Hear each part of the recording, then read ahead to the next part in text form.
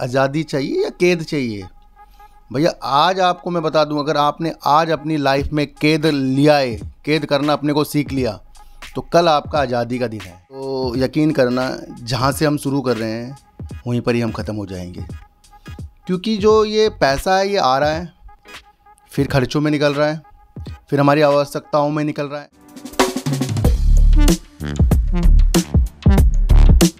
और दोस्तों, आप देख रहे हैं डीप सर 6 और आज का हमारा टॉपिक है बचत।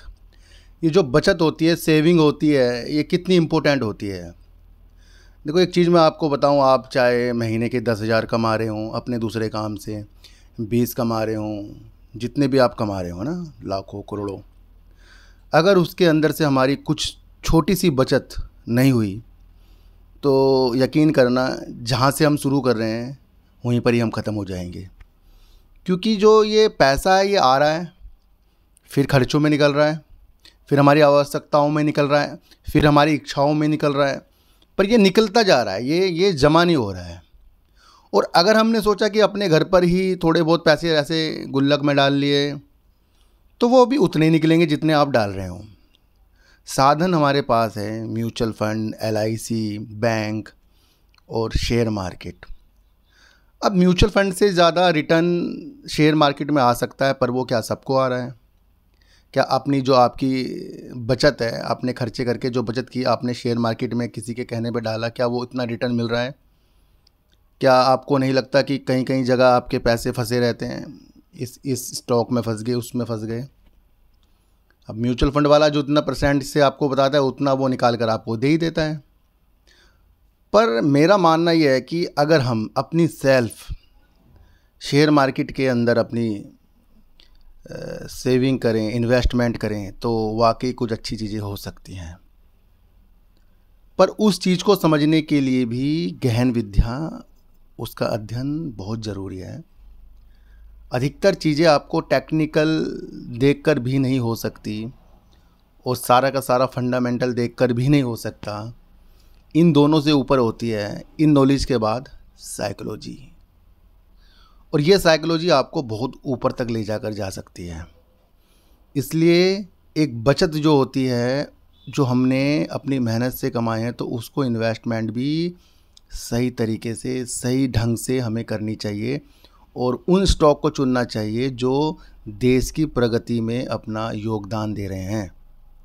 अब वो नहीं कि भैया कंपनी का काम है नहीं, कंपनी के शेयर भागे जा रहे हैं। अभी कई ऐसी कंपनियां हैं जिसके अंदर कुछ काम धंधा नहीं है, पर उसके शेयर तो आपको तेज़ी के संकेतों के साथ दिख रहे हैं। बाद में वो लोअर सर्किट लगा देते हैं, वो हमारा बचत वाला पैसा भी चला गया, फिर हम कहेंगे शेयर मार्केट ख़राब हो गई। बचत आपकी वो होनी चाहिए जो आपको टाइम पर काम आए। जब आप अपनी कमाई से कुछ बचाते हैं बुरे वक्त के लिए, अच्छे वक्त के लिए, तो वो पैसा यूज होना चाहिए।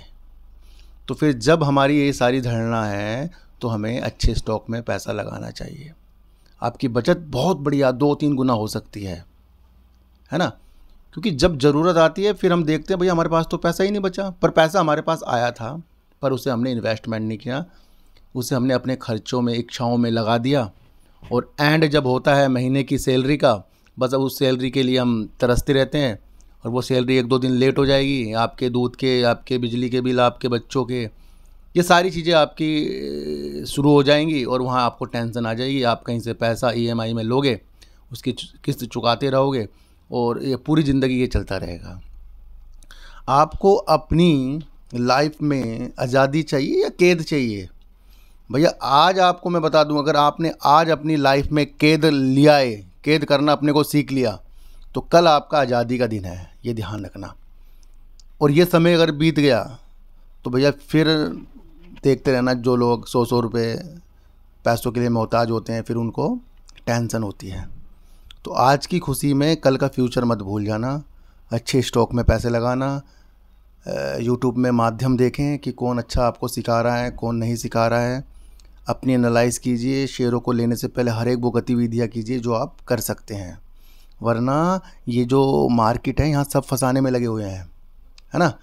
तो बचत अगर करनी है तो सही ढंग से करनी है, और अगर बचत करनी है तो फिर इन्वेस्टमेंट करना है, और अगर इन्वेस्टमेंट करना है तो फिर अच्छे शेयर होने चाहिए, और अगर आपके पास अच्छे शेयर हैं तो आपको आगे की तरक्की के लिए कुछ चीज़ें होंगी, है ना।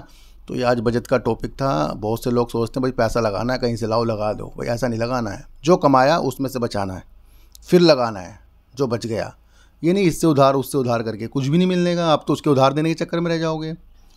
भैया 4-5 साल तो इसको जानने में लग जाएंगे शेयर मार्केट को। ये जो बड़े बड़े लोग आपको बताते हैं ये कर लिया वो कर लिया, ये इनको काफ़ी पैसा गया है इनका, समझ गए। और हमेशा इन्वेस्टमेंट में ध्यान देना, बाकी ट्रेडिंग वो जो होती है उसमें चक्कर में मत पड़ना, बड़ा प्रॉब्लम आ जाएगी। कल आपके लिए मैंने जो वीडियो बनाई है काफ़ी अच्छी लोगों को वो लगी है, और काफ़ी लोग उसके अंदर अपनी दिलचस्पी दिखा रहे हैं। और मोरपैन लैब तो आपको पता ही हमारा फेवरेट शेयर है ना। तो उनके अंदर मैंने कल आपके लिए वीडियो बनाई है, कृपया आप उसे भी देख सकते हैं। और ये वो माध्यम होते हैं कि जहाँ मैं आपको कुछ चीज़ें सिखा रहा हूँ, बता नहीं रहा हूँ, मैं आपको सिखा रहा हूँ। और वो लालच को कंट्रोल करके वो सारी चीज़ें मैं आपके लिए कल की वीडियो में लाया हूँ। और उसके अंदर आपको ना, तो मोरपैन हो गया, इन्फीबीम हो गया, उसके बारे में कल मैंने आपको समझाया, कृपया उसे भी आप देख लेना। और आज से आप बचत करने में लग जाओ और उस बचत को अच्छे शेयरों में इन्वेस्टमेंट करने लग जाओ। अब आप मेरे से पूछो सर अच्छे अच्छे शेयर कौन से हैं। भैया जो भी वीडियो मैं सार्थक बाजार से मैं अच्छे शेयरों के ऊपर वीडियो बनाता हूँ, पेनी स्टॉक के ऊपर नहीं, तो उसके अंदर अपनी विद्या को फिर से अच्छा कीजिए कि भैया क्या चीज़ है ना।